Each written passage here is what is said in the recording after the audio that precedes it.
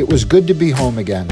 After blowing a 7-point lead over the Toronto Maple Leafs with 5 games left of the season, the New York Rangers missed the playoffs after their historic collapse. And in April, the Rangers and the Boston Bruins then flew to Europe, where they played 23 games in 26 days in 6 different countries.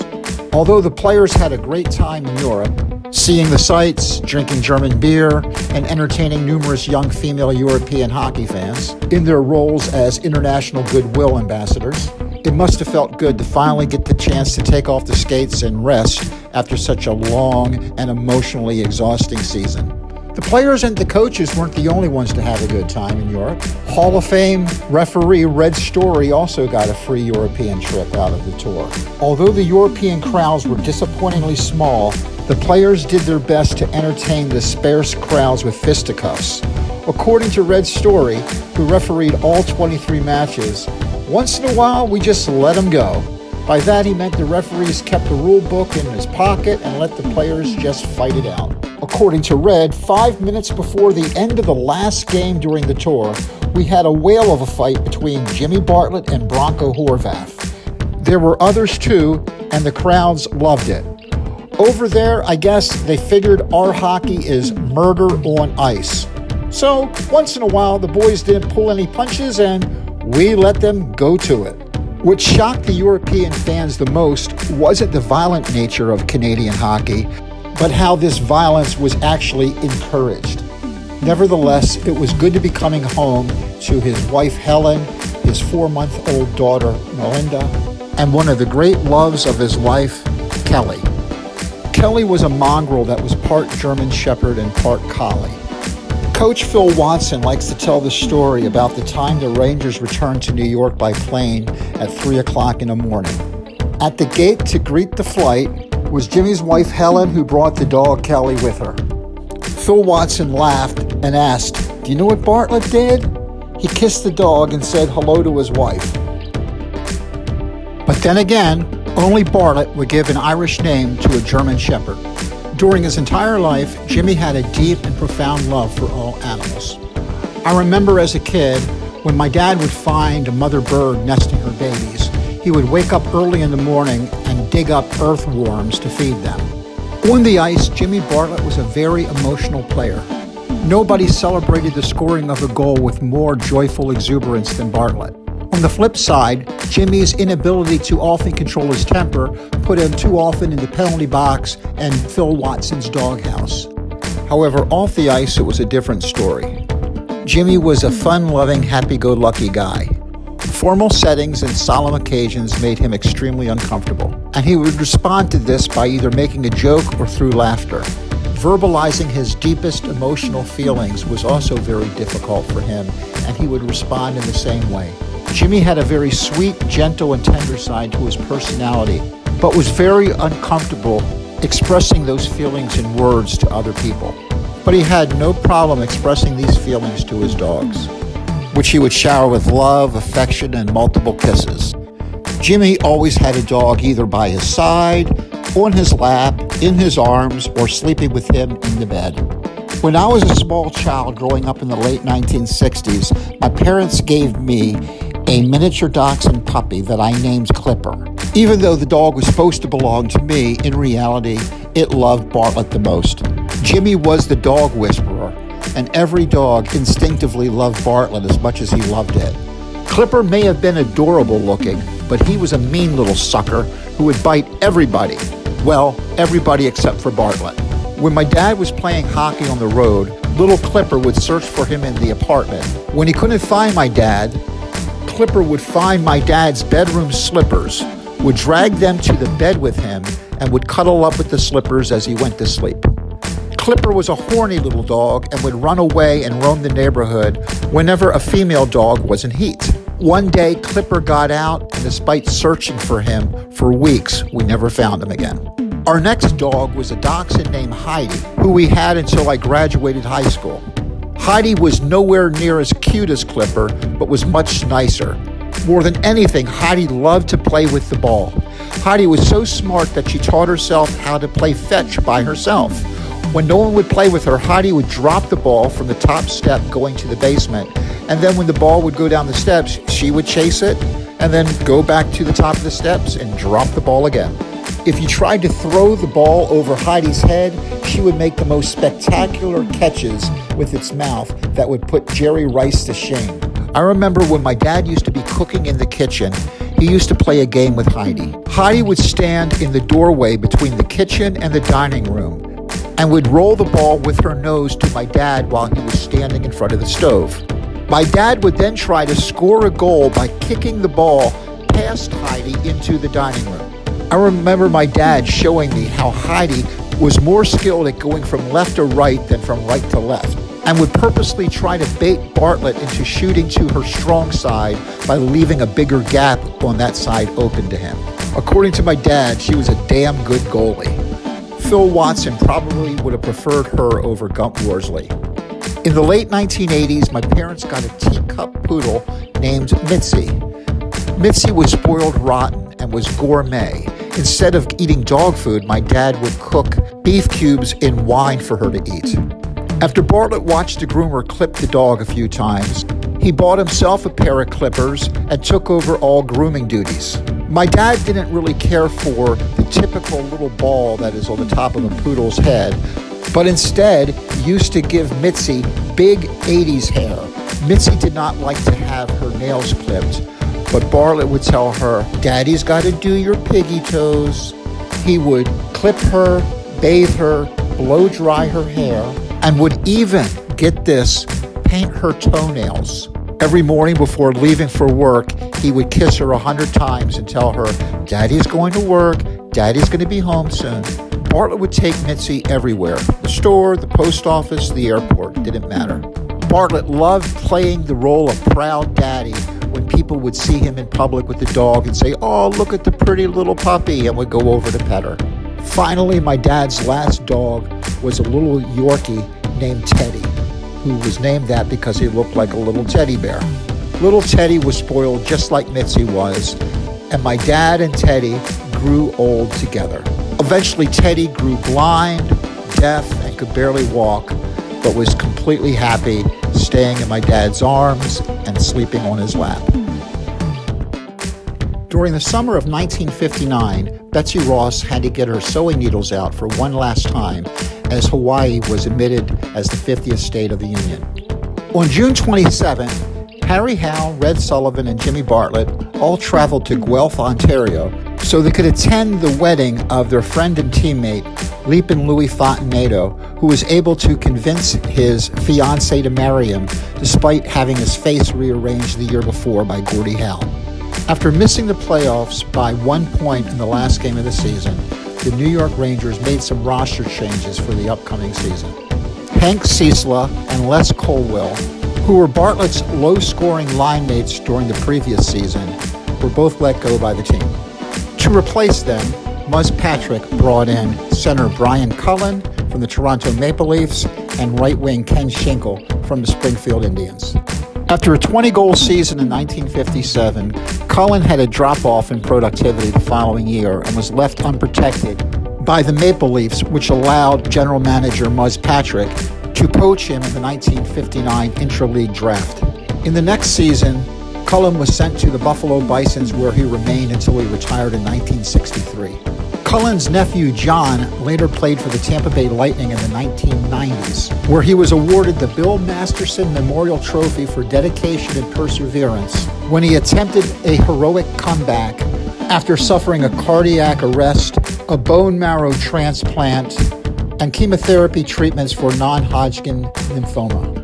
During 4 seasons playing for the Springfield Indians in the AHL, right wing Kenny Schinkel developed a reputation for being an outstanding penalty killer and two-way forward. However, after leading the American Hockey League in goals in 1958, his contract was purchased by the Rangers. In 1963, the Rangers assigned Schinkel to the Baltimore Clippers, their AHL affiliate, where he led the team in scoring twice. When the NHL expanded to 12 teams in 1967, Schinkel was drafted by the Pittsburgh Penguins, where he played for 6 seasons, when he retired as the Pittsburgh Penguins' all-time leading scorer.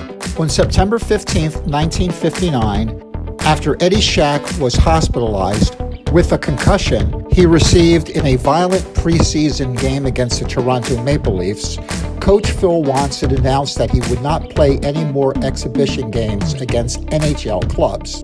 Well, the next night, Jimmy Bartlett got 2 goals and 2 assists in the first period as the Rangers took a 4-0 lead over the Springfield Indians in their eventual 8-2 victory. 2 nights later, Bartlett scored 2 goals again in the Rangers' victory against the Cleveland Barons. With the NHL exploring the possibility of expansion into the Los Angeles market, the New York Rangers flew to LA to oppose the Vancouver Canucks of the Western Hockey League in an exhibition game at the Los Angeles Memorial Sports Arena. Kenny Schenkel scored the first goal of the game with an assist by Bartlett in the Rangers' 4-1 victory. 1 week later, Jimmy Bartlett scored the hat trick in the New York Rangers' blowout victory over the Calgary Stampeders. 5 days later, the Rangers won for the 12th time in 13 games with a blowout win over the Winnipeg Warriors. Jimmy scored a goal in the first period and added 3 more goals in the second period in the Rangers' shutout victory. With Colwell and Ciesla being replaced by Schenkel and Cullen, Watson was convinced that the upgrade to the roster would guarantee the Rangers a spot in the playoffs. To begin the season, Watson intended to use Cullen on the top line, centering Bathgate and Prentice, while assigning Paul Popine the role as primary penalty killer. With Kenny Schenkel centering for Eddie Shack and either Earl Ingerfield or Jim Bartlett on the third line, Phil Watson predicted that this could develop into the best third line in the entire NHL. On October 2nd, 1959, CBS debuted a new 30-minute anthology series.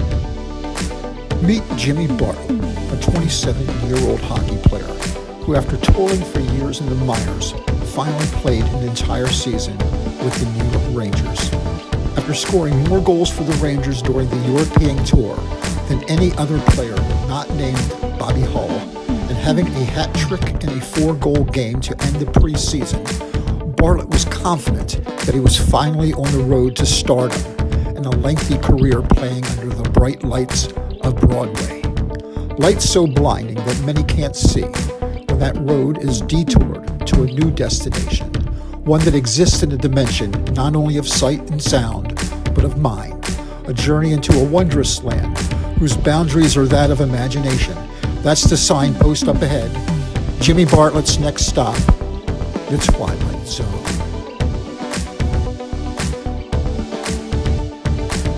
On October 21st, 1959, the Upper East Side of Manhattan opened to the public a new museum named the Guggenheim. 3 days after the opening, the Rangers were sitting in last place after losing 6 of their first 7 games. That night, Jerry Eman scored a first-period goal for the Toronto Maple Leafs. Despite terrific goaltending from Gump Worsley, the Rangers were in danger of being shut out 1-0 until in the third period, Jimmy Bartlett beat Johnny Bauer with a 15-footer after taking a pass from Andy Hedmonton, which allowed the Rangers to pick up a point and move out of last place with a 1-1 tie. Bartlett was celebrated as one of the 3 stars of the game. The first star, John Bauer of the Toronto Maple Leafs.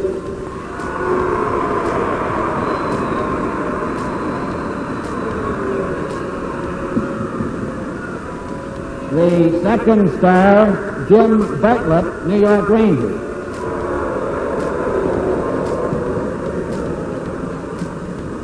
The third star, Jerry Eman, Toronto Maple Leafs.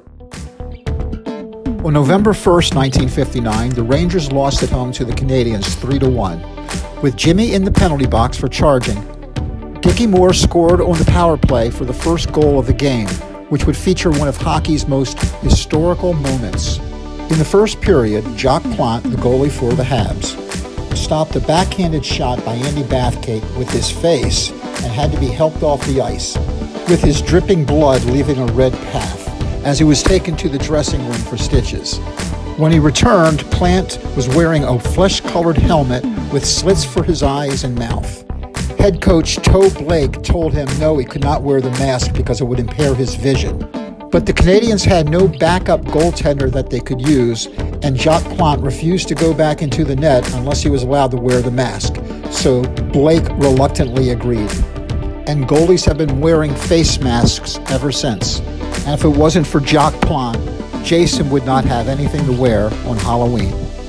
On November 8, 1959, when defenseman Harry Howell was serving a penalty for interference in the second period, and the Detroit Red Wings with Gordie Howe were on the power play, Jimmy Bartlett and Larry Popine broke away together while the Red Wings were trapped up ice, and Bartlett was able to fire it past Terry Salchuk for a shorthanded goal. 2 minutes later, Jimmy received a double minor for slashing and charging, and Gordie Howe was sent off for high sticking after the two of them engaged in a stick fight.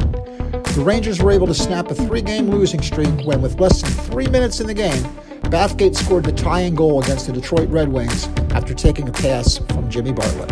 Muzz Patrick was forced to become the Rangers' emergency interim coach for the team's next game on November 11th against the Boston Bruins, after coach Phil Watson was hospitalized and underwent surgery for a bleeding ulcer.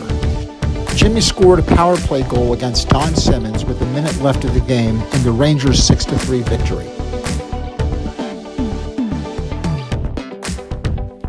The pressure and stress of being an NHL coach finally caught up to the temperamental Phil Watson. According to general manager Muzz Patrick, since Fiery Phil would miss 5 to 6 weeks of the season, he was being replaced as coach, but was given the new title of director of the Rangers farm system. Muzz Patrick denied all reports that he had already decided to terminate Watson prior to his surgery. But that's not how Camille Henry remembers it. According to the Eel, after the Rangers' November 5th loss to the Canadians, Coach Watson went off on one of his tirades, yelling and screaming at all of the players. Fiery Phil asked Eddie Shack if his lecture had done any good. Eddie pointed at his left ear and said, "In one ear and out the other." It wasn't long after that when Patrick fired Watson. Watson screamed bloody murder shortly after his removal, during a radio speech made between periods of a game in Madison Square Gardens. According to Fiery Phil, the Rangers had lost their desire to win, which was evidenced from their behavior after losing games when the players sat around in the dressing room as if nothing had happened.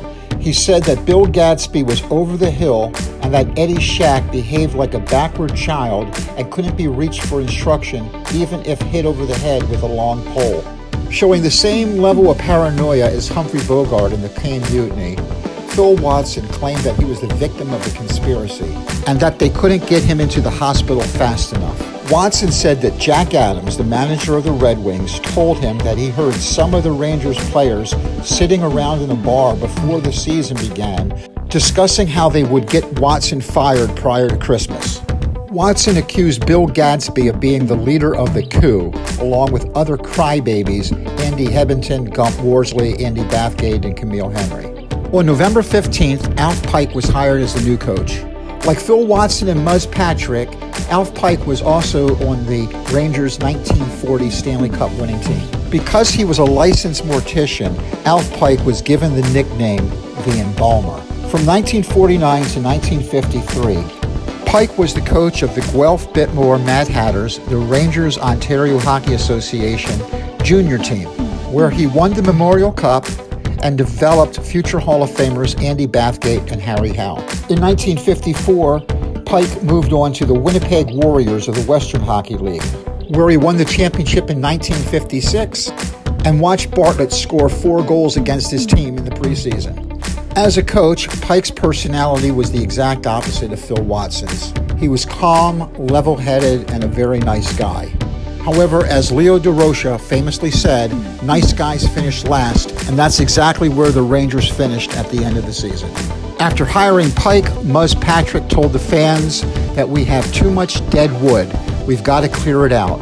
He said he expected the new coach to swing the axe within the next few weeks. In fact, shortly before Watson's removal as coach, Eddie Shack had been sent to Springfield for a couple of weeks to make room on the roster for prospects Bill Sweeney and Parker McDonald. Basically in rebuilding mode, Coach Pike made it clear that he wanted to observe the talent of the entire Rangers organization. To do this, he sent Gump Worsley down to Springfield for a couple of weeks and auditioned Marcel Paillet for the starting goaltending job. Coach Pike lost his debut against the Chicago Blackhawks on November 18, 1959. After Red Sullivan scored a power play goal to give the Rangers a 1-0 lead, Bartlett received a 2-minute penalty for charging, and then Bill Gadsby received 2 minutes for tripping.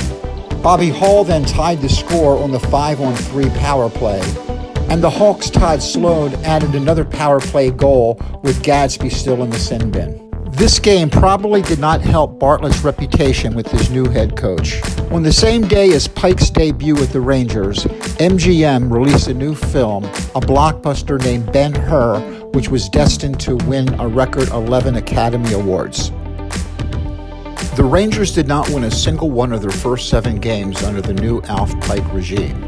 With goalie Worsley sent down to Springfield in the AHL, Pike got his first victory on January 6, 1959, when Marcel Paillet shut out the Toronto Maple Leafs at Madison Square Garden 6-0. Playing in only his 3rd NHL game after being called up from the Vancouver Canucks of the Western Hockey League, New York rookie Bob Cable scored twice for his first 2 career NHL goals. However, it was Jimmy Bartlett who was the star of the game and toast of the town that night. Midway through the second period, with the Rangers leading 3-0, Bartlett took a pass from Red Sullivan, who was behind the Toronto goal, and poked it in past the reach of Johnny Bower's desperate lunge. At 4:57 of the final period, Bartlett scored once again, this time from a shot made from almost behind the Toronto net at a wide angle by flipping the puck over the goalie's shoulder into the top corner of the cage. Then at 10:10, while serving as a penalty killer with Ranger defenseman Hanna in the box, Jimmy took a lead pass from Larry Popine and skated in at top speed on a one-on-one breakaway, charging all alone almost half the length of the rink. Then he brilliantly faked Toronto goalie Johnny Bower to the wrong side of the cage before beating him cleanly for a short-handed goal, his 3rd goal of the night, for the hat trick. Shortly thereafter, Jimmy cut loose on another breakaway, but when he tried to deke Bower, one of the Leafs was able to belt Bartlett under his shoulder with his stick, which raised huge welts requiring medical treatment after the game. Although a penalty should have been called, the illegal stick work was enough to help Bower make a huge save and deny Bartlett his 4th consecutive goal. However, this was no ordinary hat trick. It was a natural hat trick. A natural hat trick is a rare type of hat trick in which one player scores 3 consecutive goals without anyone else scoring in between. In the entire 1958-59 season, Jimmy Bartlett had the only natural hat trick in the entire NHL. No other New York Ranger would achieve a natural hat trick during the original 6 era. Instead, the Rangers had to wait until January 7, 1968, before Hall of Famer Jean Rattel would score the next natural hat trick for the team. Natural hat tricks are so rare that the Rangers' all-time goal scorer leader, Hall of Fame legend Rod Jobert, only had 1 natural hat trick despite playing his entire career for the New York Rangers. And Bartlett did it without playing on the power play. He did it without adding an easy empty netter at the end of the game. He did it while playing short-handed, as a spare, who didn't even play on a regular line. A natural hat trick scored against the Hall of Fame goalie Johnny Bower. A natural hat trick that helped his new coach get his first NHL win. After the game, while he was getting treated on the rubbing table by the team doctor for the welts under his shoulder, Bartlett blamed himself, saying that if he would have shot instead of trying to deke Bower, he would have had 4 goals and no bruises, but he would gladly trade a couple of welts for a hat trick any day. Jimmy credited his performance with the fact that he was getting to play shifts with Andy Hebington and Red Sullivan, who were faster and more skilled than Jimmy's line mates from the previous season, Hank Ciesla and Les Colwell. During the European tour, Jimmy scored the most goals of any Rangers with the exception of Bobby Hall. However, the brilliance of Hall's performance shined so brightly that it outshined Jimmy's accomplishments, which were largely forgotten. But not this time. This would be Bartlett's opportunity to finally bathe in the glory. But Jimmy had to share the spotlight, because on the same night as Bartlett's masterpiece of a performance, the great Bobby Hall also scored his very first NHL career hat trick.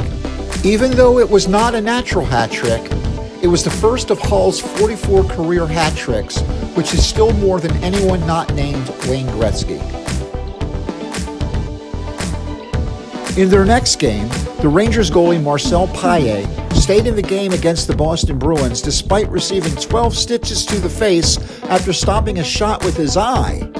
With the score tied at 2 with less than 2 minutes left of the game, Bartlett dug the puck out of the corner and passed it to Red Sullivan in the middle of the ice, who was able to beat Hall of Fame goalie Harry Lumley for New York's second consecutive win. After the Rangers won their third consecutive game, Bartlett was praised by the press as playing the most outstanding role in the Rangers' recent victories.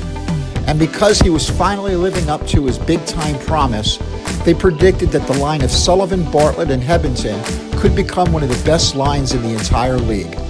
Provided, of course, if Jimmy devotes his efforts to scoring instead of settling old accounts with players he's earmarked for trouble.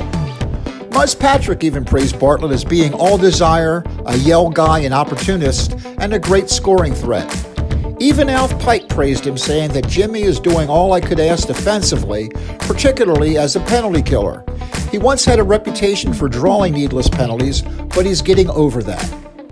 During a bench-clearing brawl between the Rangers and the Habs in the previous season, Bartlett and Hanna took on 6 Montreal players by themselves. According to Bartlett, either Marcel Bonin or Dickie Moore had clipped him under the left eye for 2 stitches in that game. Because he wasn't sure who was responsible, he promised the press before the next game he would take care of both of them to make sure he didn't miss the culprit. However, in the December 19th game that followed, 20 penalties were handed out. But Bartlett was able to actually control his temper and did not retaliate. Instead, he spent this time verbally taunting the Canadians. He would ask Dickie Moore how his Dairy Queen ice cream franchises were doing and would place orders during the game for hot fudge sundaes and banana splits to get under his skin. In the third period, Jimmy scored after making a great fake on Jacques Plante before firing one past him from about 40 feet away. On Christmas Day, goalie Terry Sawchuk of the Red Wings stroked the puck into the seats during the first period. When Bartlett emphatically criticized the referee for failing to call a penalty for delay of game, he was given a 10-minute misconduct by the referee, who was obviously unpersuaded by Jimmy's argument and not too appreciative of his colorful rhetoric. On December 27th, the Rangers lost to the Leafs despite the team scoring 3 goals in 44 seconds in the second period, with Jimmy getting an assist on Andy Hebbington's goal. In the third period, Bartlett and George Armstrong engaged in a stick fight. The penalties for high sticking were offsetting, but Armstrong was given an additional 2 minutes for elbowing, and the Rangers were given a power play. Chief Armstrong was also given a 10-minute misconduct for his use of unkind words directed to the referee. After the new year, Gump Worsley was brought back up to New York and Paillet was sent back down to Springfield. Popine was back centering the top line with Prentice and Bathgate, Sullivan centering the second line with Hebbington and Henry, and Cullen with Schenkel and Shack with rookie Cable rotating in for some shifts. Since he was no longer playing on a regular line with Sullivan and Hebbington, Bartlett was being used less and less, with most of his time being spent sitting on the bench. When asked by the press why he was playing less and less, he told them, "I haven't a clue. I just don't know. No one said anything to me." He thought that his hat trick would result in more ice time, not less. He told the press, "When I got those 3 goals, I figured I had a steady position. I said to myself, at least I got a job now. I'm starting to feel good. Skating, and I got my confidence back. They told me I'd be a penalty killer with Larry Popine. That was okay with me. I don't mind killing penalties as long as I get some ice time. I figured if I work hard and scored, I get on a regular line. But when I read in the paper all week that I'm going to kill penalties, and then when the time comes for the game, I don't even get on the ice. So I begin to wonder, what did I do to deserve this? What's the story? Nobody tells me you got to improve this, you got to improve that. It wasn't even mid-season, and I had 7 goals. Not that Eddie Shack's no good, but I was playing better than he. The next thing I know, I'm on the bench." According to Bartlett, you just sit and wait for someone to enter a slump or get injured. But the longer you sit and wait, the tougher it is, because when you finally get your chance, you usually try too hard and overthink things, which then leads to mistakes. You lose confidence in yourself. You figure the management doesn't want you. They don't tell you anything, so you just sit and wait. Just sit and hope. However, according to Bartlett, being a bench warmer in the NHL was still better than being a regular in the AHL. He loved the limelight of the big city. He loved New York. Bartlett figured that he would get into the game one way or the other, so Jimmy tried to make the best of the situation by heckling the opposing team's players. When Camille Henry put it between Saltchuk's legs, he would taunt him with, "Hey Terry, better keep your legs closed." When Jim Morrison would be standing by the Rangers bench, he would yell, "Jimmy, you're going to get sold to another club. You're coming to New York next week."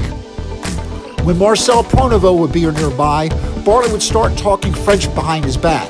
Because he knew Camille Henry was the only Frenchman on the team, and he was already on the ice, it would drive him crazy as they looked around trying to figure out where the French was coming from. However, when Bartlett taunted Gordie Howe with, "You're having a tough night, hey Gordie?"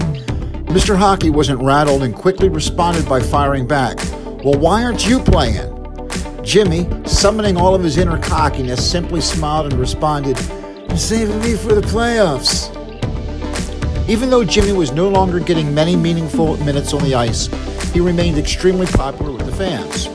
Of course, everyone loved his over-the-top goal celebrations, but the blue-collar fans saw Jimmy as one of their own, a working-class hero for all the underdogs.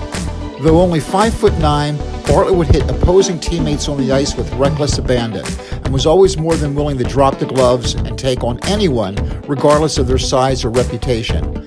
The press loved him because he was always available for a colorful quote and had no problem candidly speaking his mind. He complained constantly about his lack of ice time from the moment he first joined the Rangers to the annoyance of the coaching staff, but the fans loved this challenge to authority and his cocky swagger and braggadocio. Because he absolutely loved having fans, Jimmy was extremely approachable and frequently socialized with them after the games, and he never denied anyone who requested an autograph or a photo. Bartlett's nasty reputation on the ice was contrary to his personality off the ice. He was an easygoing, affable guy with a breezy, devil-may-care attitude. He was a great storyteller and always quick with a smile. He never pondered deep philosophical questions or suffered existential angst. Life was meant to be fun. Kids absolutely loved him. Just like Babe Ruth, Bartlett had the heart of a child. He was like Peter Pan, both the leader and protector of the Lost Boys. He had a dream of retiring from the Rangers at the age of 30 so he could run camps for children full-time. According to GM Muzz Patrick, the NHL had a higher percentage of female fans than baseball, football, or basketball. Because of this, even after Plant started wearing the goalie mask, Buzz still objected to his players wearing masks and helmets because it prevented female fans from being able to fully see the players. Jimmy's bad boy image, combined with his boyish charm and his whippet-faced, chiseled jawline, made him a fan favorite with the ladies. And unlike most other hockey players, he never had his teeth knocked out, so he regularly flashed his pearly whites. "Woo! Look at him go!" gurgled the lady as the crowd roared. "Woo!" squealed the lady fan. "What an exciting hockey player! My, he's so fearless!" said the lady hockey fan. "Woo!" yelled the lady hockey fan. "He's so good! He's my favorite player!" Growing up with my dad, it was pretty obvious to everyone, my mom included, that most women who knew my dad had a bit of a crush on him. He was a natural flirt his entire life, and it was always fun to watch him make little old ladies blush when he would turn on the charm and work his magic. How popular was Jimmy Bartlett? Believe it or not, he became the very first New York Ranger in history to ever have his own fan club. Not Andy Bathgate, not Bill Cook or Frank Boucher, Jimmy Bartlett. The newspaper actually listed an address where for $1, anyone could join the Jimmy Bartlett fan club. In February 1960, the fan club hosted a dinner dance in Jimmy's honor that was held in Peekskill, New York. After a month of riding the bench, Jimmy actually received some ice time in the Rangers' 2-2 tie against the Red Wings that occurred on January 24th, 1960 at Olympia Stadium. Halfway through the first period, with the Rangers losing 1-0, Jimmy stole the puck from Hall of Fame defenseman Red Kelly and zoomed in all alone on goalie Terry Sawchuk. Bartlett finished the play beautifully, pulling Sawchuk across the net with a dandy fake and then slipping the puck into the corner. Jimmy was scratched and did not even dress when the Rangers returned to the Garden for their next game against Montreal, and he did not accompany the team to Toronto for the game after that. In an attempt to light a fire under the team in order to help motivate him into the playoffs, the team decided to call up young prospects Mel Pearson and Dave Ballon from the low-level Eastern League, Three Rivers Farm Club, and Art Stratton from the Springfield Indians of the AHL. In order to make room for these prospects, Jimmy was informed that he was being sent down to the Springfield Indians. Eddie Shack and Gump Worsley were sent down the previous month for about 10 games for the same reason. According to the press, Bartlett's sizable following probably will see him back at the Garden in about 10 days. Coach Pike even said, "Nobody likes to be sent down, but he can be back in a couple of weeks." On one hand, Pike's move made sense. The team was struggling, and how else could he evaluate the young talent? That's how Jimmy got his debut in 1955 when he was called up for a few weeks by Phil Watson. Jimmy would be able to get more ice time in Springfield, so he would be in better shape and ready to play if the team did reach the playoffs. But on the other hand, Pike's moves were again criticized as signaling to his team that he was giving up on the season, which Phil Watson had very publicly accused Pike of doing when he called up Paille and demoted Gump Worsley a few weeks earlier. Back in the late 1990s, I remember getting reamed out in court by a furious judge, and my blood was boiling. The judge asked me, "Where do you think you're practicing law, Mr. Bartlett?" Not wanting to spend the night behind bars in the pokey, I literally bit through my tongue and was somehow able to suppress my overwhelming desire to blurt out the first words that popped into my mind. "Germany, 1939. I wish that I could say that when Jimmy was asked by the press why he was being sent to Springfield, he turned on the charm, laughed, and told them the same cheeky thing he told Gordie Howe, that they were just saving him for the playoffs.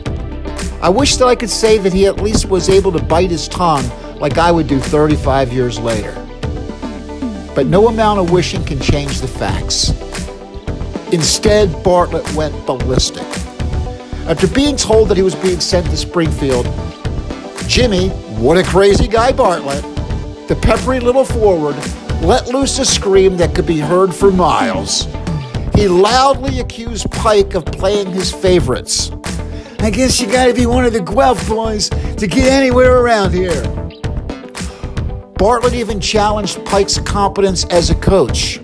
"At least when Watson was here, you could get some practice in. Now all you hear is a whistle out there." And like Fiery Phil, Jimmy argued that the move was proof the Rangers front office were giving up on the season. "The players don't give up, but they do." And then he added the most taboo words he could have possibly said. "If Watson were still the coach, we'd be in the playoffs." And each successive quote was another loud, fateful rap on the door of his undoing. Alf Pike snickered at the idea that he showed favoritism to players because he previously coached them 10 years earlier. He said Bartlett's complaints were ridiculous because none of the young players who had been called up had ever played for Guelph. He argued the reason he didn't scream at players like Watson used to was because it was usually a waste of time and counterproductive, not because he no longer cared about winning or losing. According to Coach Pike, the real reason Bartlett was sent to Springfield was because Bartlett was simply making too many mistakes. Coach Pike said he gave Jimmy a 10-game chance when he wasn't playing Camille Henry, and that when he was used to kill penalties, Jimmy would get goal-hungry and attempt to break away all the time. So he would get trapped. According to Pike, I told him, but it didn't do any good. Alf Pike coached the final 53 games of the season. The 10 games that Pike was referring to when he gave Bartlett a chance were the ones played between December 3rd and December 26th. However, during those 10 games that Pike said was the reason for Jimmy's demotion, Bartlett scored 4 goals, and more importantly, the team had a winning record of 6-4. But in the other final 43 games of the season, Pike's Rangers would win only 8 times. In fact, during Pike's entire reign as coach of the Rangers, the team was never more successful than during that 10-game stretch. Pike's portrayal of Bartlett as a goal-hungry hot dog definitely had merit, but his criticisms of Jimmy seemed to contradict his previous statements. If Bartlett deserved to be demoted for repeatedly making the same mistakes over and over again while playing shorthanded, why did Pike praise him on December 20th, saying Jim is doing all I could ask defensively, particularly as a penalty killer? Now, when Bartlett accused Pike of favoritism, the press wrongly assumed that Jimmy was complaining about Andy Bathgate, Dean Prentice, Louis Fontenayto, and Harry Howe, who had all begun their hockey careers playing as juniors for the Guelph-Bitmore Mad Hatters under the tutelage of Coach Alf Pike. But Jimmy knew that these 4 guys deserved their ice time, but the press forgot about his buddy, Eddie Shack, who was another story. Shack had also begun his junior career playing for Pike at Guelph when he was only 15 years old. During the season, Bartlett scored the same amount of goals as Shack, but in much fewer games and with much less ice time. The team wanted Bartlett to control his temper, and so he did his best and finished the season with only 48 penalty minutes. Now, the 1959 season is also the very first season that plus-minus statistics are available. Jimmy ended the season -4, but Shack was -27. Hebington was -27, Schinkel was -24, and even the captain, Red Sullivan, was -23. Since, objectively, Bartlett's season was better than Eddie Shack's, so maybe Pike really was showing him favoritism.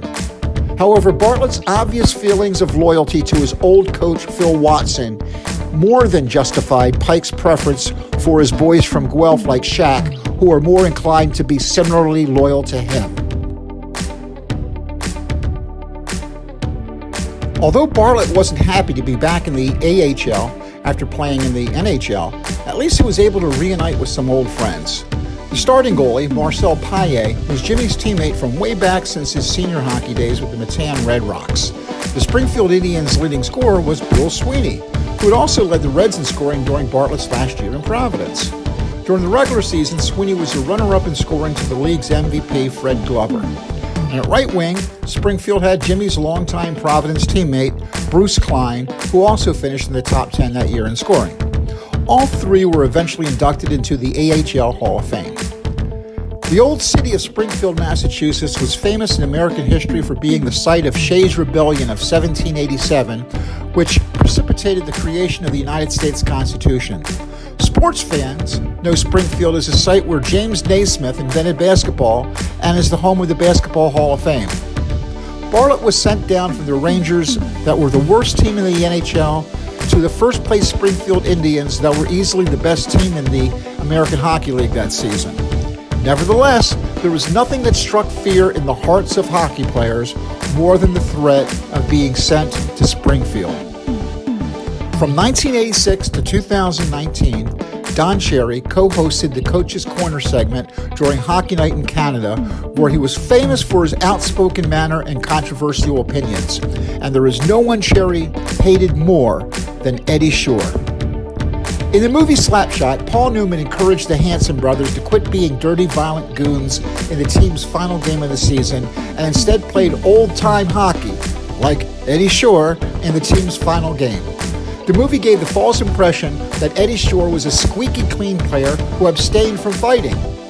Now, Eddie Shore may be synonymous with old-time hockey, but his style of play made the Hanson brothers look like choir boys. He was mean and nasty and loved to dish out pain. In 1933, Eddie Shore ended Hall of Famer Ace Bailey's career after putting him in a coma for 10 days. Shore toughened himself as a kid by hauling harvested grain in the town from his family's wheat farm out west in Saskatchewan and by riding wild horses. In his playing career, he received more than 900 stitches and had broken his back and hip. He had broken his nose 14 times and broke his jaw 5 times. He lost about half his ear during the game, and while they were sewing him up on the bench, the story was that he held up a mirror to make sure the doctor was stitching him up right. Eddie Shore was an 8-time first-team All-Star defenseman and won the Stanley Cup twice with the Boston Bruins. He was the first player in hockey history to be named the MVP 4 times. Only Wayne Gretzky and Gordie Howe have been MVP more times than that. And no other defenseman had ever won the award 4 times, not even the great Bobby Orr. In his honor, the Eddie Shore Award is awarded to the AHL's best defenseman each year. In 1939, Eddie Shore bought the Springfield Indians of the AHL, which he owned until 1976.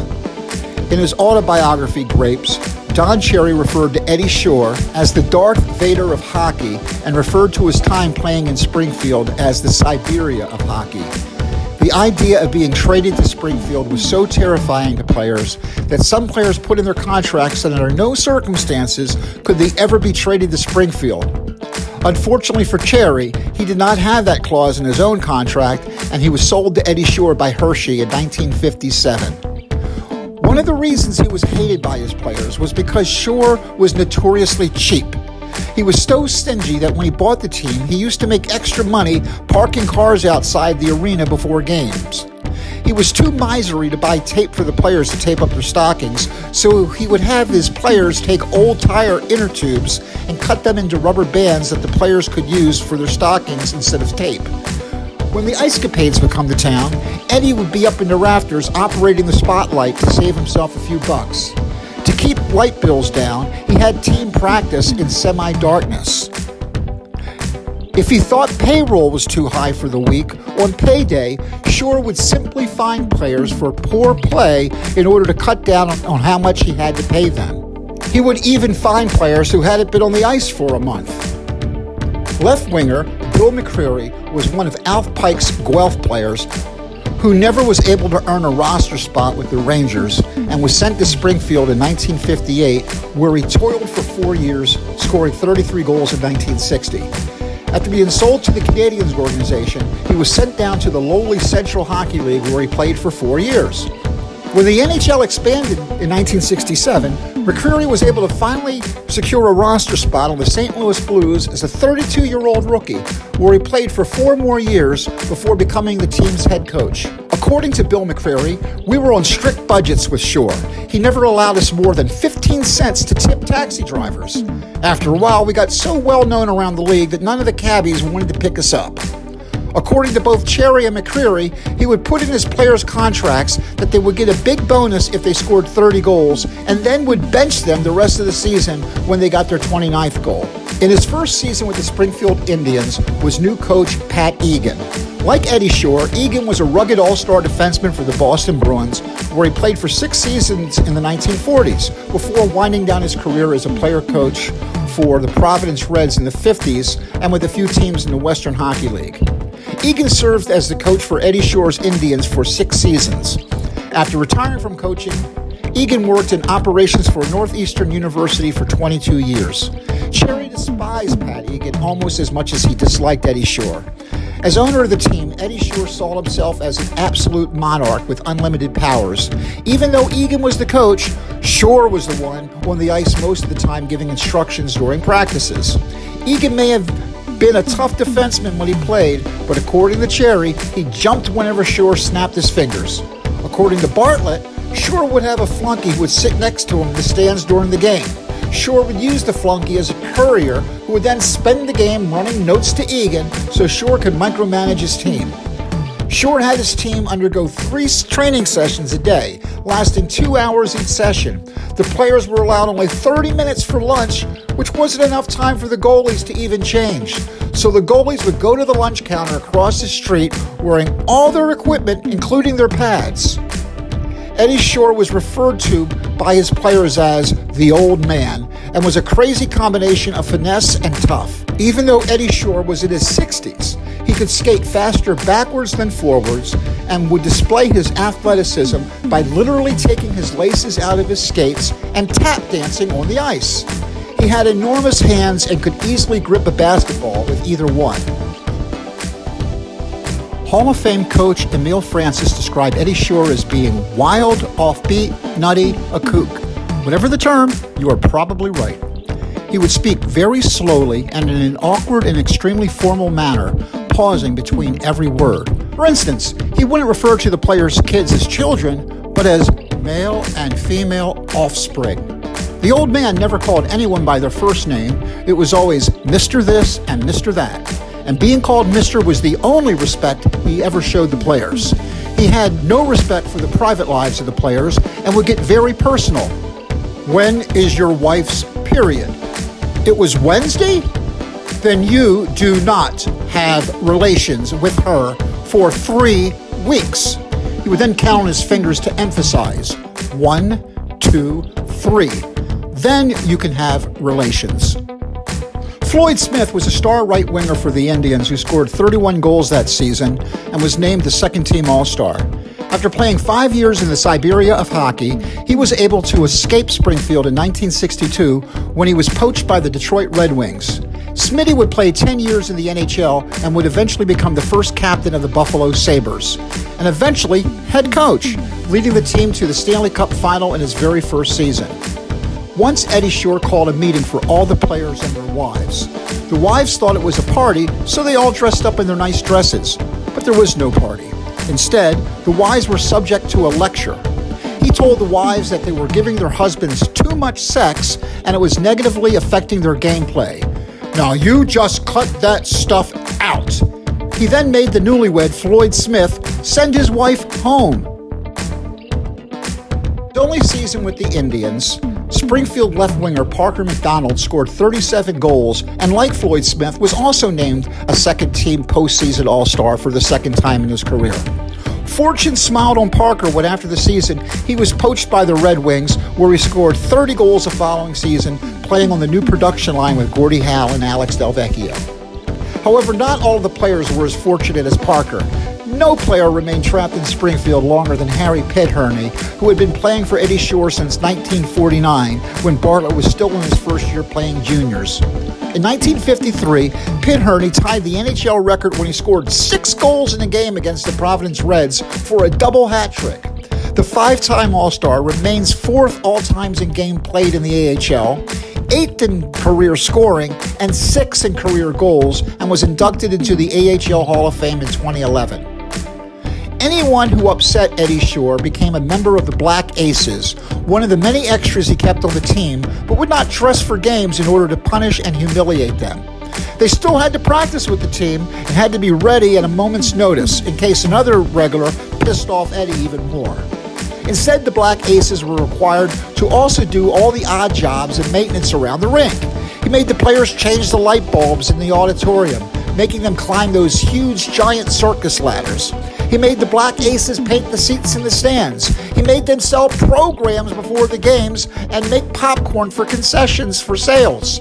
He made them blow up hundreds and hundreds of balloons before the ice shows. Once Shore punished Cherry by making him skate around and around in circles for more than 4 hours. At one point, he even turned off the lights and Cherry had to skate in the dark. Don Cherry had no idea why he was being punished. Afterwards, the old man told him, "When I was instructing you yesterday, you glanced at the clock behind my head. When I talked to you, you looked me in the eye." Another time, he actually made Cherry wear a puck around his neck because while he was playing defense, he had been caught by the old man looking down at the puck and not at the forward's chest. The authoritarian Shore not only believed he was entitled to impose his will on his players, but that as the supreme leader of the Springfield Indians, he had the power to do whatever the hell he wanted. The old man, always desiring to make an extra buck, would lengthen the intermissions between periods at games so he could make even more money selling beer. After the league threatened to fine him if intermissions weren't shortened to regulation, the old man arranged for the team's Zamboni to mysteriously and repeatedly run out of gas when cleaning the ice in between periods. Shore had been known to lock a referee in his dressing room if he thought he blew a call in the game, and would even grab the microphone and trash a referee over the PA system. Eddie Shore was basically impervious to pain and played his hockey career with reckless abandon, without any concern over his own physical well-being. When he became the owner, he expected his players to play the exact same way. Although he had no formal training, the old man felt that because of his vast hockey experience, it was appropriate for him to diagnose and prescribe treatment for his players' various ailments and injuries. Shore once overheard Bartlett's Ranger teammate Penny Shinkle sniffling from the common cold during his own time spent in Springfield and told him that he had the cure. He pulled out a bottle of the antiseptic iodine and prescribed Shinkle 12 drops. According to Cherry, the funny thing is that Shinkle claimed it worked. Another time, he looked at Shinkle and diagnosed him as having yellow jaundice.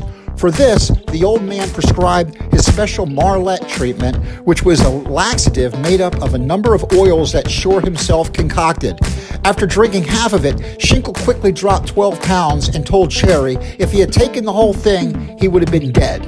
Bob McCord was Springfield's primary stay-at-home style defenseman from 1954 to 1963, where he twice won the Eddie Shore Award for the best defenseman in the league. Shore then traded him to the Boston Bruins for goalie Bruce Gamble and 3 other players. After a couple of years with the Bruins at Pittsburgh in the AHL, McCord hooked up with the Minnesota North Stars when the league expanded in 1967 for several seasons, a brief stop with the St. Louis Blues, and then 4 years as an all-star playing with the Denver Spurs of the Western Hockey League. By this time, Eddie's players knew never to complain about being injured. McCord once made the mistake of complaining about his bad back within shouting distance of the old man, who also thought of himself as a chiropractor and would twist and pull players every which way, more often than not making their physical injuries even worse. Shore put McCord on the table and ruined his back so badly that he could not play. Once, Cherry broke his toe blocking a shot in the game, and of course, the old man claimed that he had the cure. How do you cure a broken toe? Well, he placed 2 buckets next to each other in front of Cherry, one filled with ice water, the other one with boiling water. Shore then made Cherry put his leg up to his knee in the scalding water and hold it there until screamed at to switch to the other bucket. And then after a minute in the ice water, back to the scalding water. Back and forth, back and forth. At the end of the treatment, the old man would then ask the player if their injury felt any better. If the answer was no, the players knew they would have to undergo the treatment for a second time. Of course, after only one torture session, Cherry told Eddie that his big toe was miraculously cured. According to Don Cherry, Eddie Shore considered himself to be the Albert Einstein of hockey and felt it was his duty to impose all of his theories on his players, whether they liked it or not.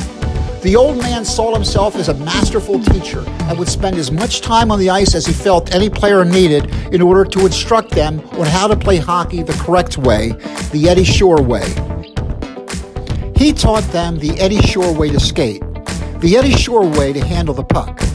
Everything a person could possibly learn about the game of hockey. The old man constantly criticized Cherry, telling him, "When I was on the ice with my hockey stick, I used it like a scientific tool. In your hands, it is a blunt instrument, Mr. Cherry." He loved to trade shoves with players. He would hit a guy and they would go flying backwards. Then he would instruct the player to hit him in the shoulder. But Shore would be ready in his favorite stance with his bent knees and could always handle the blow. He would then gloat, "I don't move. I have my skates planted right." He would make the goalies practice in empty rinks without anyone else on the ice at all. And he would make them play imaginary games without pucks. Shore would just sit there in the stands and make the goalies dive at imaginary pucks and make imaginary saves. Eddie hated goalies who fell to the ice to make a save and would tie them to the net during practices to prevent them from falling to the ice. Bartlett told me that they would hang themselves if they fell down. Shore loved to talk hockey with his defenseman Kent Douglas, who played for Springfield for 4 seasons beginning in 1958. When the players would want to kill time, they would ask Kent Douglas to ask the old man a question. and then they would just wait around for an hour and then listen to the lecture and subsequent debate. According to Douglas, once the old man kept him in Springfield for 2 weeks after the season ended and worked with him exclusively for 4 grueling hours a day. When Shore was concerned that Douglas was overweight, he stayed up nights analyzing and pondering the problem until he finally had the solution. "Mr. Douglas, you are drinking too much water." Douglas did what he was told, eventually lost weight, and then won the Eddie Shore Award as the league's best defenseman in 1961. The next year, Shore traded Douglas to the Toronto Maple Leafs for 4 players, and Kent Douglas won the Stanley Cup and the Calder Memorial Trophy as the NHL's Rookie of the Year. After playing in 3 All-Star games with the Leafs and enjoying 7 successful seasons in the National Hockey League, Douglas was eventually sold to the Vancouver Canucks of the Western Hockey League, who then sold him to the Baltimore Clippers of the AHL before the 1970 season, when he reunited 10 years later as a teammate with Bartlett, who always credited him with being one of the very best overall defensemen he had ever played with. After 2 years with Baltimore, Douglas was drafted by the World Hockey Association's New York Raiders, where he played for 1 season before returning to Baltimore, where he finished his career as the Clippers' playing coach. Like Bartlett, Kent Douglas continued to live in Baltimore after he retired. His son Mark was the spitting image of his father and was a star athlete at Calvert Hall High School, where he was in my high school graduating class of 1983. According to Cherry, the only thing he learned playing for Eddie Shore was that if you could put up with Eddie Shore, you can put up with anything. However, Cherry had to admit that many who played in Springfield actually learned a lot about hockey from Eddie, but it was difficult to know if players suffered more from his idiosyncrasies or benefited more from his teachings. Several players quit hockey rather than endure Shore's tyranny. Others, however, developed into stars under his guidance. For example, defenseman Noel Price had a very lengthy career and kept getting better as he got older. In 1956, he began his career playing in the Toronto organization, mostly for Rochester, and after a few cups of coffee in the NHL, was eventually traded to the Rangers organization, who sent him to Springfield the same season as Bartlett. In 1962, Price eventually ended up with the Baltimore Clippers, where he played for 3 years, followed by 2 seasons with the Quebec Aces. In the 65-66 season, Price won the Stanley Cup when he was called up by the Canadiens for 15 games. When the NHL expanded in 1967, Price was drafted by the Pittsburgh Penguins and finally was able to earn a full-time NHL roster spot for the first time in his career, and he even played in the NHL All-Star Game. In 1969, Price was back playing in Springfield in the American Hockey League, where he won the Eddie Shore Award as the league's best defenseman at the age of 33. He returned to the NHL, playing for the Kings the following season. In 1971, Price won the Calder Cup and again won the Eddie Shore Award for the Nova Scotia Voyageurs. After playing 3 more years in the NHL with the Atlanta Flames, Price finally retired in 1976 at the age of 39. But he once again won the Calder Cup that year with Nova Scotia and also became the only defenseman in history of the league to win the Eddie Shore Award 3 times. In 2008, Price was inducted into the American Hockey League Hall of Fame. For the last 60 years, Don Cherry's closest friend was the team's magician with the puck and face-off wizard extraordinaire, Brian Killer Kilray. Killer played 9 seasons for Springfield, scoring 20 goals or more 6 times, and remains 3rd on Springfield's all-time scoring list, and was inducted into the American Hockey League Hall of Fame in 2018. During the 1966 season, Shore suspended 3 players without pay for what he said was indifferent play. When Kilray, speaking on behalf of the team, demanded an explanation, Shore suspended him too. As a result of this unfair treatment, the team finally mutinied on the old man and contacted a little-known lawyer named Alan Eagleson to negotiate terms on the team's behalf. The negotiations ended with Shore giving up day-to-day operations of the club to the Los Angeles Kings. This mutiny was the seed that eventually grew into the National Hockey League Players Association, which is the reason why modern-day hockey players are now multimillionaires. When the NHL expanded in 1967, Killer was drafted by the LA Kings, where he scored the very first goal in the franchise history. However, after playing 25 games, he felt that the weather in Southern California was too hot for his taste, so he requested to be sent back home to the AHL. Killer had a reputation reputation of being a practical joker when he was with Springfield, so maybe he was only kidding. But his request was granted. Jimmy Anderson played for the Springfield Indians from 1954 until 1969 and was often the target of the team's practical jokes. Once the team pranked him by taking a pair of scissors into the dressing room and cutting his suit pants off at the knees, turning them into shorts. Not having any other pants with him, he was forced to walk to his car during the dead of winter after the game when he ran into the old man, who screamed, "You idiot, Mr. Anderson! No wonder you have the flu, walking around in winter wearing Bermuda shorts." No Springfield Indian played more games, had more points, or scored more goals than their great left winger Jimmy Anderson. He scored 35 or more goals for the Indians 5 straight times, leading the American Hockey League in goals in 1963. Anderson remains the American Hockey League's 11th all-time leader in games played and is the league's 9th all-time leading scorer. His 426 goals remain the 5th most ever scored in the history of the league. Despite his brilliance, Anderson remained trapped in Springfield by Shore, and he did not make the NHL until he was 37 years old and was able to join the expansion Kings, where he scored only 1 goal in the 7 games that he played there. After retiring, he became the first head coach of the Washington Capitals and was later inducted into the American Hockey League Hall of Fame in 2008. According to Cherry, for all of his idiosyncrasies, Shore did have a magnetic quality. While we rebelled against him, we also listened to him. If not all the time, then most of the time. Shore thought that the proper skating position was to skate with the knees bent, back straight, in almost a crouch, which some said made the players look like they were skating around like ducks. But it could more accurately be described as resembling the posture a person would assume before taking a crap in the woods. Once the old man told a player that he should be skating with his legs closer together, so he measured off some rope the proper distance, tied them to the player's skates, and forced the kid to skate around the rink with his skates literally tied together. In his autobiography, Grapes, Don Cherry described how Jimmy Bartlett joined the Springfield Indians. One day at practice, to the embarrassment of his players, Eddie had the idea for the team to walk around the arena, literally squatting like ducks. When Bartlett was still with the Rangers, he was sitting in the stands at practice and was beside himself with laughter, making fun of the team. And knowing Bartlett, it would have been that extremely obnoxious, ridiculing cackle that he used to make. The old man, skating by, noticed Bartlett and inquired to one of his forwards, "Mr. Pinherney? Who is that young gentleman with the smart remarks?" "That's Jimmy Bartlett." "Fine. Thank you very much." A week later, Bartlett was on the club. Bartlett used to tell about the time he accidentally parked in the old man's parking space before practice one day.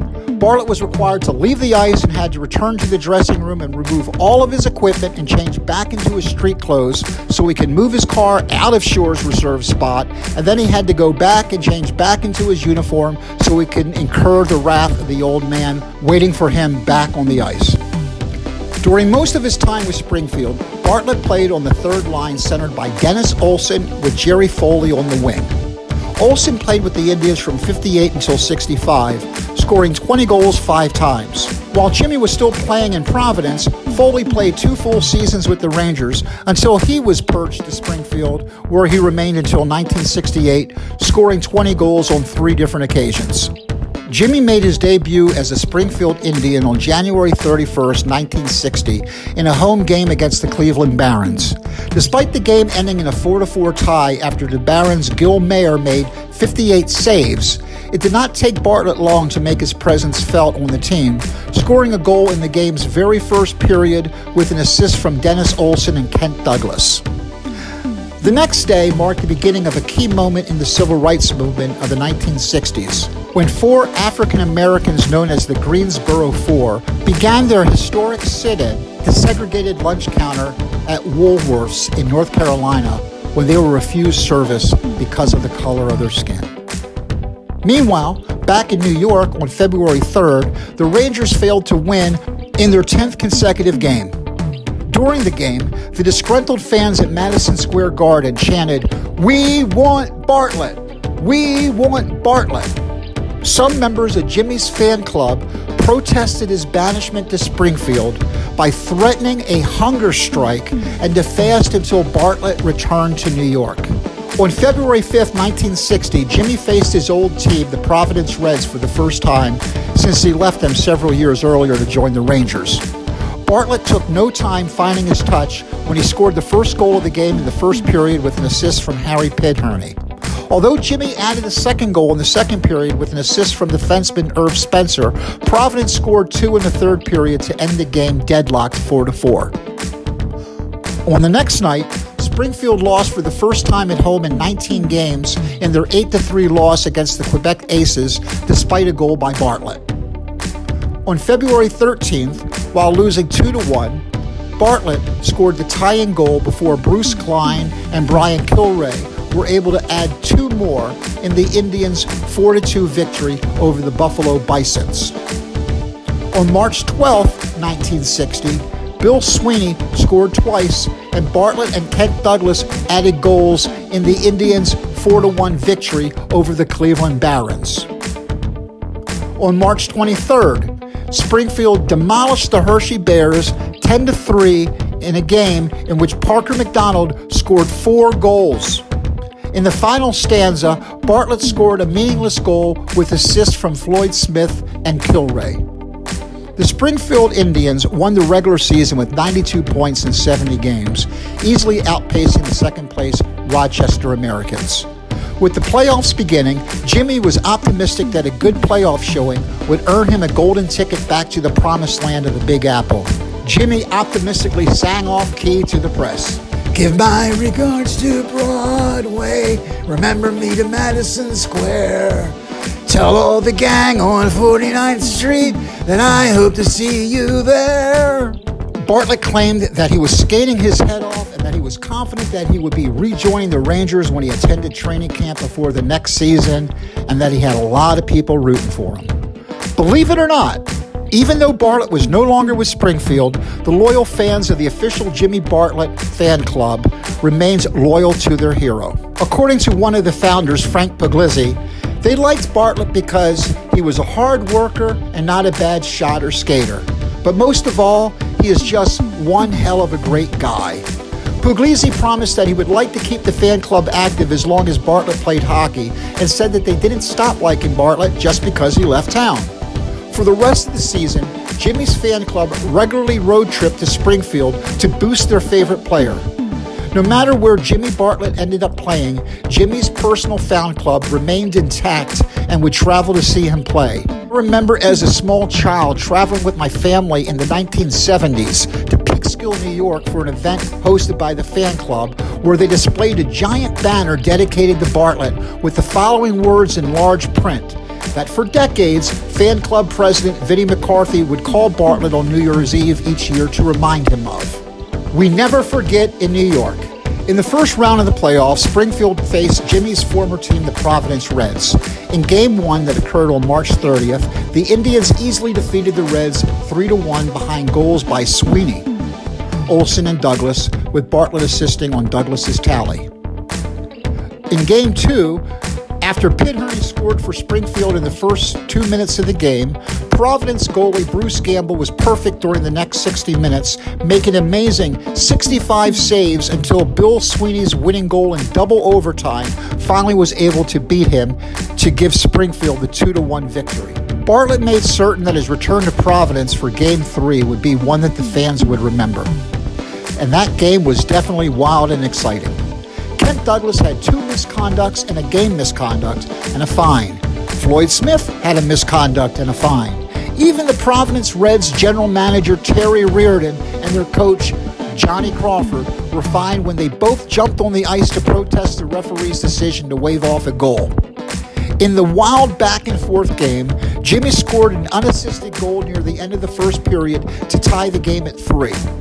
In the second period, with the score tied at 4-4, taking a pass from Brian Kilray, Bartlett scored the go-ahead goal for a Springfield 5-4 lead. However, Providence tied it again with a minute left in the second period. Everyone thought that Parker McDonald's goal in the third period was the game winner, but with 1 second left in the game, lightly regarded Providence rookie Pete Panagabko sent the thriller into overtime. It was Providence's Stan Baluch who brought down the house when he scored the game winner for the Reds within the first 5 minutes of the overtime period. In Game 4, Bill McCreary put on a one-man show, scoring all 4 of Springfield's goals in the Indians' 4-3 victory over the Reds. This gave them a 3-1 lead in the series and pushed Providence to the brink of elimination. During the bus trip back to Springfield for Game 5, Bartlett was mad at himself and the Reds and the whole world. He constantly told everyone, "I don't get going in this series yet.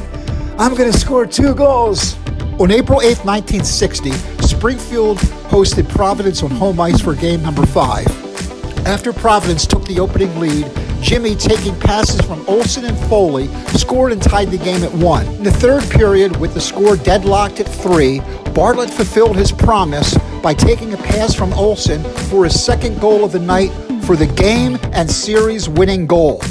Jimmy also assisted on the final insurance goal by Foley for a final score of 5-3, eliminating Bartlett's former team, the Providence Reds, from the playoffs. In the Calder Cup Finals that began April 13, 1960, the Indians were scheduled to play the Rochester Americans that featured his old line mate from the Rangers, Hank Ciesla, and had as their leading scorer Jimmy's old teammate way back from Chicoutimi, Stan Smirk. With the score tied at 2, Jimmy skated along the left wing, drawing the goalie Ed Chadwick out, and slipped the puck behind him for a 2-1 lead. Bill Sweeney added the goal later in the period for a Springfield 3-2 win for their first win in the series. After the game, Jimmy received a very disturbing phone call from his younger brother, Freddie.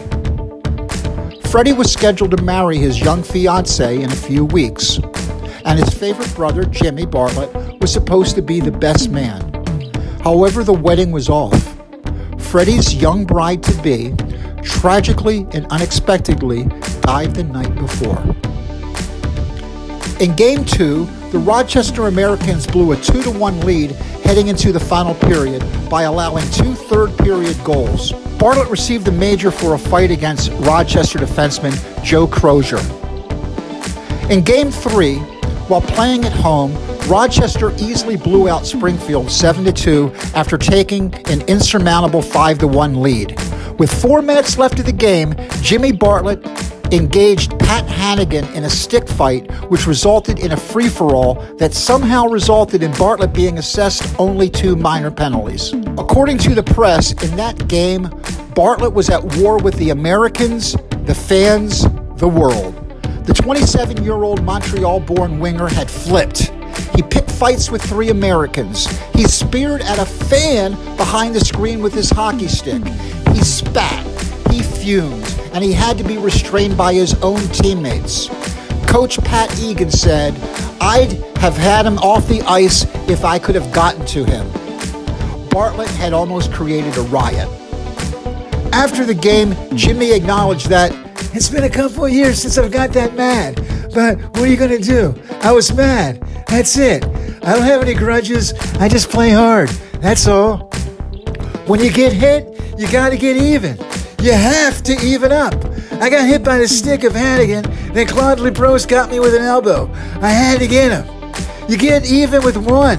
If more hit you, you go after them too." However, Bartlett admitted that after birth of his daughter, he had mellowed. "Hell, I used to be a terror. I mean terrible. In junior, when I played defense, I really used to keep their heads up looking for me." Many had the opinion that it was Bartlett's temper that kept him banished in Springfield till the end of the season. When Camille Henry and Eddie Shack were injured, Jimmy was the logical replacement. But the Rangers coach Alf Pike and general manager Muzz Patrick remembered how Bartlett blew his stack and trashed them both to the press after he was sent to Springfield. "I know that hurt me plenty, but I don't care. I just play the best I can." Bartlett did not dress for Game 4. Coach Egan denied the rumors flying around that Bartlett had been suspended by the club. Instead, according to Egan, Jimmy was simply not playing so the team could get more speed into the lineup. However, after the game, Egan contradicted himself and said that Bartlett's neck was bothering him. "I didn't want to bench him, but he's hurt. He says he's all right, but I know he is hurt." Nobody was buying what Egan was selling.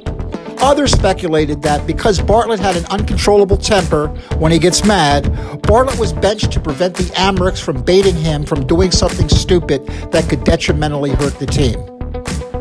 Other theory was that Springfield might have been playing 3D chess, knowing that Rochester and their fans would be super pumped seeking vengeance against public enemy number one, Jimmy Bartlett, but by not playing him, they would be draining Rochester and their fans of the emotional energy.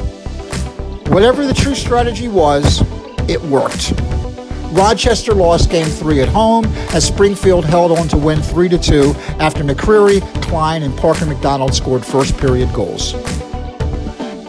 Prior to Bartlett's benching, Jimmy had been Springfield's second highest scorer in the playoffs with 5 goals and 2 assists.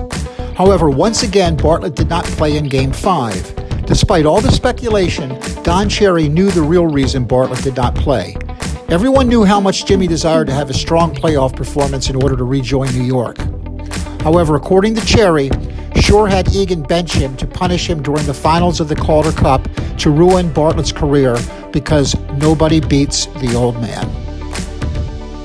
April 22, 1960, Springfield eliminated the Rochester Amerks, easily dominating them 6-3 in Game 5 for Springfield's first ever Calder Cup American Hockey League championship. However, the team did not need to wait long to win a second championship. The next season, the Springfield Indians were even better, winning the regular season with 99 points and repeating as Calder Cup champions.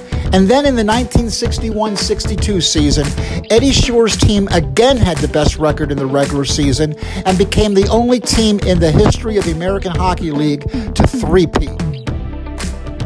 I was very fortunate to meet Brian Kilray several years ago, and I talked to him for a few hours during a bus trip to the American Hockey League All-Star Game.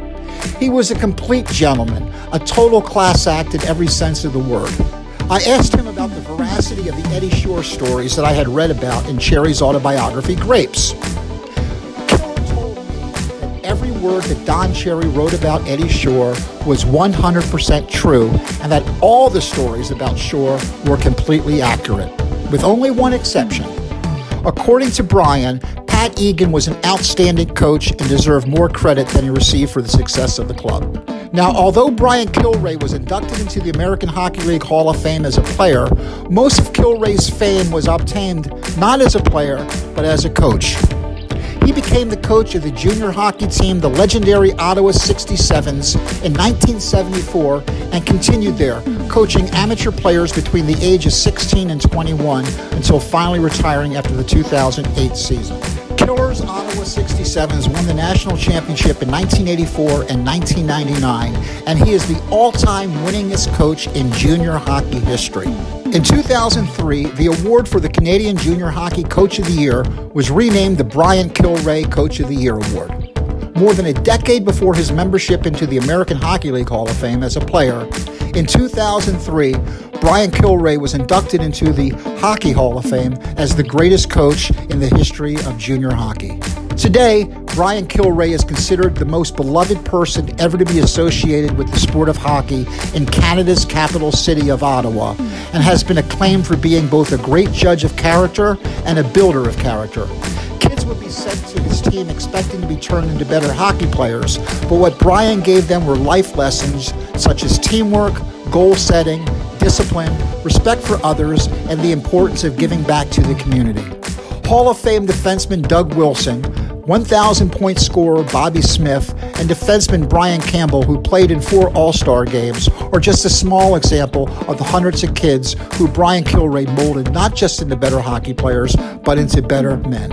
In the preface to Kilray's autobiography, They Call Me Killer, Don Cherry accused Brian of secretly loving Eddie Shore, and Eddie Shore loved Kilray, because he was the perfect student who skated and played exactly the way Eddie wanted him to. According to Kilray, Shore was a demanding man. He was very tough on the players, but I will say I learned the game there. I learned a lot of things not to do. I learned some things I should do and some things I could pass on to my players. While I was playing for Eddie, he taught me parts of the game that I didn't know. He had great ideas about playing a speed game, and we were the best puck-moving team in the league because of him. Kent Douglas once said that playing for Shore was like getting your doctorate in hockey science. The old man taught me things about the game nobody else ever mentioned. He showed me you don't have to hit a man really hard, just get a piece of him. He showed me how to maneuver a man until he's off balance. Then you take the puck away from him.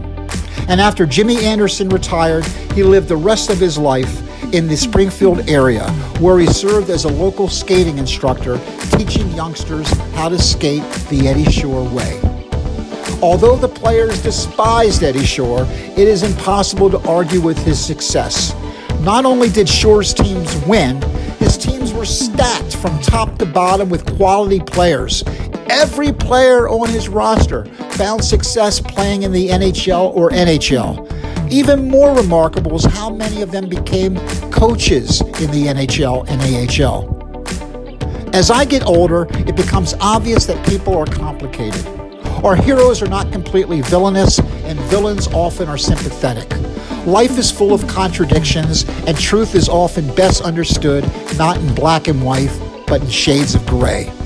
How is hockey's most outspoken and controversial bomb thrower, Don Cherry, able to be best friends with Brian Kilray, the classy gentleman and beloved teacher of youth hockey? How can Eddie Shore be both the craziest and most hated person in hockey, but also its greatest teacher and genius? And what was it exactly about Jimmy Bartlett, with his reputation of being an unpredictable, underachieving, loose cannon with an uncontrollable temper, that made him so popular with his fans? Jimmy's future looked bleak. Bartlett apparently burned his bridges with the Rangers. Maybe he could make the team in training camp, but otherwise it was back to Springfield, and it looked like Shore didn't want Bartlett either. If he returned to Springfield, it was looking like he was going to be one of the Black Aces, selling programs, performing maintenance, and blowing up balloons for the ice shows. However, there was one thing that upset Bartlett about his time playing for the Springfield Indians more than anything else. After winning the Calder Cup championship, Eddie Shore refused to give Bartlett a playoff share and would not give him a championship ring. But like the Hebrews, who were led out of their Babylonian captivity by Cyrus the Great, Jimmy was eventually rescued from hockey purgatory. On June 8, 1960, after being left unprotected by Muzz Patrick of the New York Rangers, Jimmy Bartlett was poached by Muzz's brother Lynn Patrick in the year's intra-league draft. Jimmy's hockey career would continue. Now he would be a Boston Bruin.